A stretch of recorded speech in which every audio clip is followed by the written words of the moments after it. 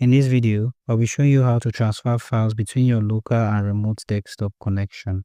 Now, when you go to the search section here and search for RDP, you will see the remote desktop connection. Click on this and this should get you ready to log in. So enter your IP address and the username. You just want to make sure one more settings is enabled here. Now click on show options and then here you want to come to local resources. Here, come down and click on more under local device and resources. And you want to expand on drive. So you can enable local drive and you can enable drives that I plug in later. So if you want to plug in your flash drive and want it to show on your remote desktop, you can enable them in this section. So select your preference and then click on OK. Now click on connect and then click on connect.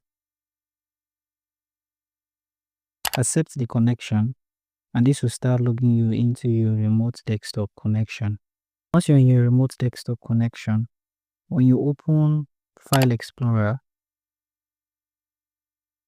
and click on this PC, you now see your local drive in your remote desktop. When you open on your local drive,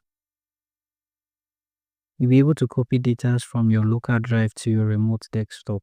If you only just want to copy one item, you can minimize your remote desktop. Let me use this for example. Copy the file you want to send and then go back to your remote desktop. Now paste the file and the file will be transferred to your remote desktop.